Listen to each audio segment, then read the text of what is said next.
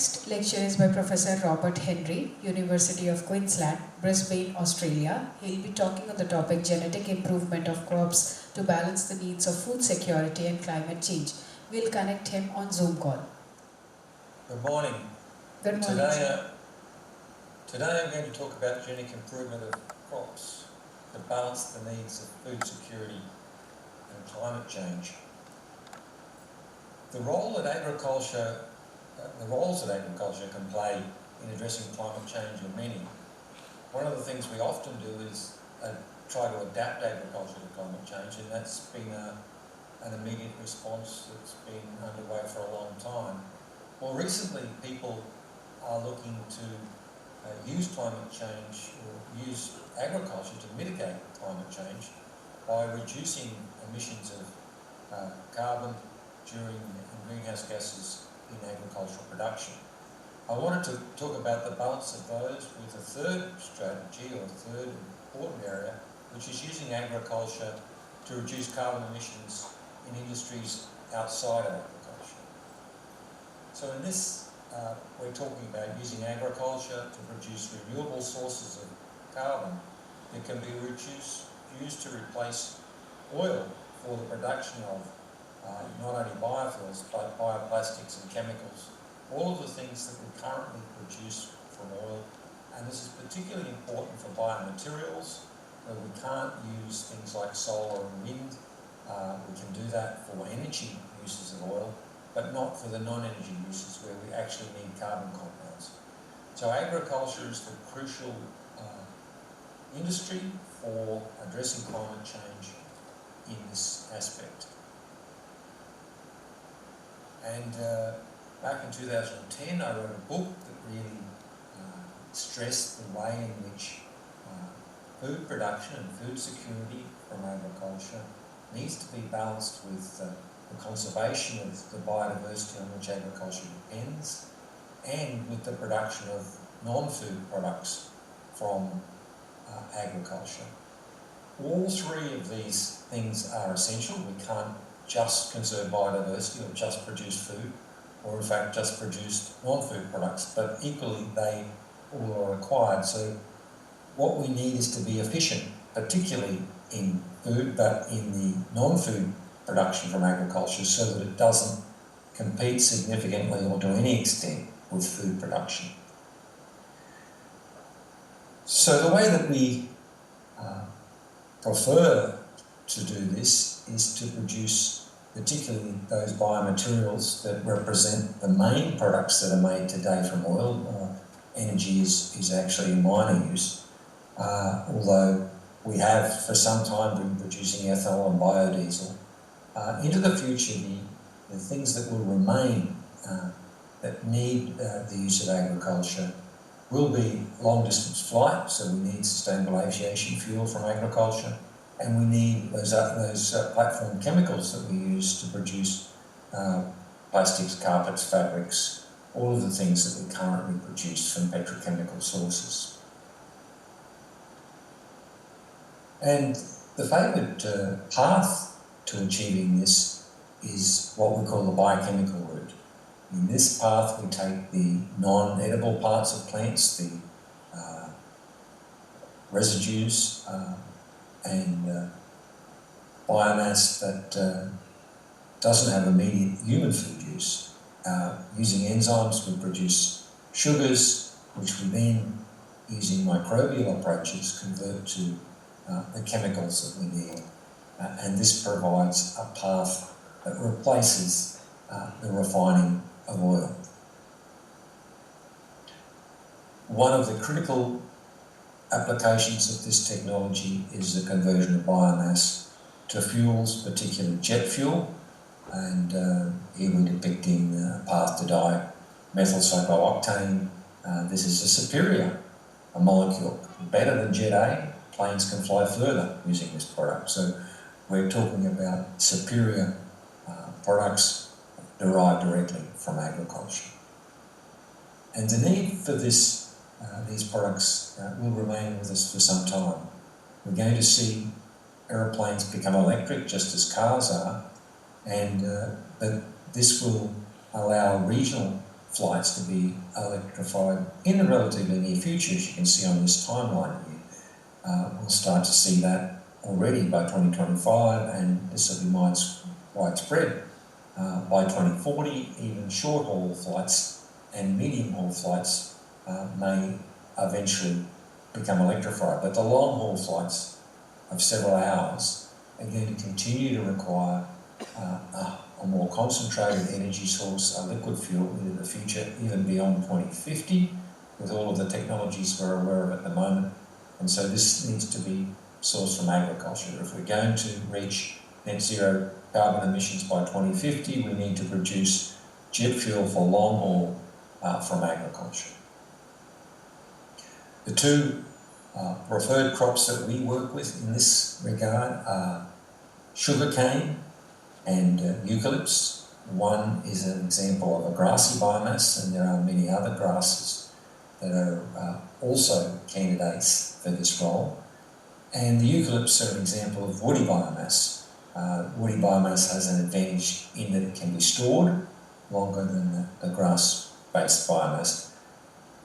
And the reason that we focus on species like this is that they're highly productive.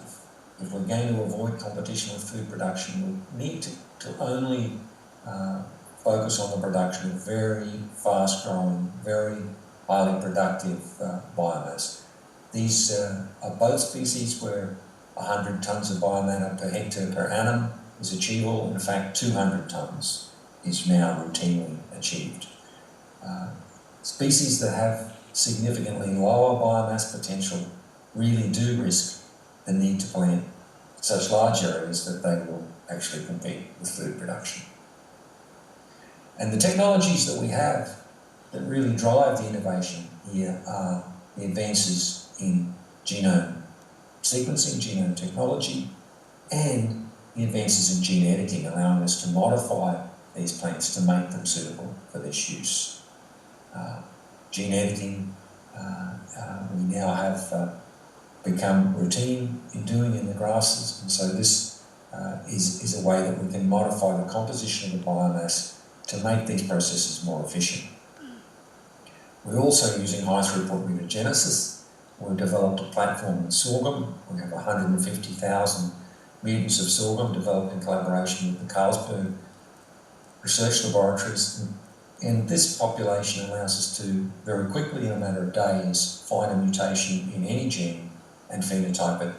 And this is a way in which we can test very large numbers of genes to find the ones that will give us the attributes that we want. The advances in DNA sequencing that we've made allow exact gene modification, because now we have an almost perfect gene sequence that we can work with. We can avoid non-target changes. We can make quite deliberately the changes in the plant that we want. We've applied these advances, and here's some work by Adam Healy's efforts, where we've achieved a full sequence of the polyploid sugarcane. This is the last of the 20 major crops in the world to have a genome sequence. It's very complex, but it's now possible with the advances in technology that we have. And this means, through the advances documented in the papers listed here, we've compared all the long-read sequencing techniques, we've looked at improvements in the chemistry and improvements in the software available for the assembly and analysis of these genomes. And in the last 2 years particularly, we've seen dramatic advances in those areas, which mean that this can become much cheaper and much more routine. We've got a number of reviews that have followed this advance. What we've done for sugarcane is come up with I call them reference transcriptomes using long-read sequencing and various other techniques that mean we now know of all the genes that are expressed in the plant, and this allows us to better target efforts to manipulate them. We've also got a greater understanding about how the composition of the biomass influences with which we can process it to produce these desired products. We've also, with IoT Delhi, we've got a major program understanding the chemical engineering options for more efficient conversion of sugarcane bagasse, particularly, to high-value chemicals.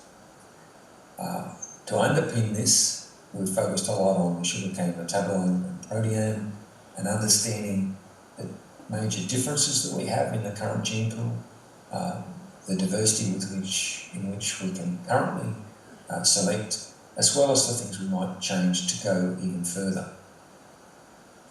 We've got great reference transcriptomes that have been repeatedly updated, and we've made a number of discoveries in how you should do that. We've discovered that the very long genes in plants are not represented in most of the analyses that have been done in plant science today, and we've now corrected that, so we're getting a much more complete picture of all the genes in a plant and being able to target all of them. And in sugarcane, we're getting better understanding of where in the plant genes are expressed. We're going to extend that soon to the individual cell level and individual tissue level to understand the exact pattern of expression of the very complex and large numbers of genes in a plant like this. A lot of the work's been done on the leaf, but the real focus is on the stem itself, the culm, the part of the plant that we use industrially, and that's where we need to understand the role of each of the cells in determining the composition of the biomass and how we can improve that. So by looking at all these different stages of development, we've looked at more than 1,000 transcript libraries from sugarcane to build up a picture of how the sugarcane metabolism changes throughout the season in different parts of the plant. And this ultimately will tell us how we can modify the composition so that a high proportion of the carbon in the plant can be converted to these desirable high-value molecules. So genomics of the plant has a large role to play in making these processes more efficient. The goal is to reduce the cost of these products so that they're fully competitive with similar products produced currently from fossil carbon. And the sort of thing we're doing is relating the transcriptome to the lignin composition and seeing how we can modify lignin composition without in any way altering plant performance. One of the really exciting things that we've been able to do is look at the allele-specific expression. Sugarcane is a 12-ploid plant, there's 12 copies of every gene, and the levels of expression of each of those are in fact important. And we've studied this by looking at the relationship between the level of expression of a gene and the number of copies, which you can have from 1 to 12 copies in the 12 chromosomes of a particular allele. And what we find is that there's a remarkably linear relationship and that most of the genes in sugarcane are expressed in a completely unbiased way. All the alleles contribute. So if there's 5 copies out of 12, 5/12ths of the genes will be expressed. We'll have that sequence. And there are a small number of genes depicted along the top of this graph that are expressed in a completely biased way. Despite there being 2 alleles, only one of them is expressed. And these turn out to be the genes involved in pest and disease resistance. So we're getting a better understanding about the allele-specific expression in this complex polyploid system. And sugarcane has a number of subgenomes, and so in a very large number of chromosomes, we're dealing with more than 100 chromosomes, a typical sugarcane hybrid. We've really now revealed the contribution of the different subgenomes by using long-read transcriptome sequencing, and this is work with Prathama in India, and we've looked at the different contribution of the 2 subgenomes and really now understand the role of the genes from the different progenitors in the important traits of a hybrid sugarcane and how we might change that by changing the composition of the hybrid in novel ways. So this is a really important new insight. So we've identified many candidates in the transcriptome, many thousand, and now we're in the process of systematically evaluating. So we're proposing to edit or mutate every one of these thousands of genes and establish its function, and from those identify the genetic options we have for improving plants to replace oil. So we're going to be able to edit. We're already able to edit very large numbers in rice. We're transferring that ability to sorghum and sugarcane and other grasses so that we can test the phenotype of all of these mutants, where we have this very large mutant population of sorghum where we can also find a knockout in any gene in the genome and establish what its phenotype is. We've got a large number of investigators that are now joining us in this new initiative. A large number of industry collaborators have also joined this effort, and quite a large number of partner organisations, many more beyond those depicted here, are now joining this effort. So, to return to my initial proposition, there are three approaches we can take in agriculture to climate change. The first is to accept that it's happening and just adapt, develop drought-tolerant, heat-tolerant plants. And here we have a centre of excellence that's focused on doing that over the next few years. And really, this is the approach that we've been taking for many years in developing plants that perform better in the environment. The second option to is accept that agriculture has a role in reducing emissions and that there are carbon emissions during agricultural production. And it's just been announced here that the federal government has funded almost a $300 million initiative to, over the next 10 years, reduce the emissions from agriculture itself. But what I've talked about today is a third option involving agriculture, and that's using agriculture to remove and reduce emissions in other areas. For example, in the production of plastics or in fuels for long-distance flight or for other sorts of biomaterials. And this is another essential role because we don't have any other options than to use renewable plants for this if we're going to avoid the use of fossil carbon. So hopefully that provides a useful perspective on the different strategies that we're using and the critical role of agriculture at many levels in addressing the challenge of climate change. Thank you.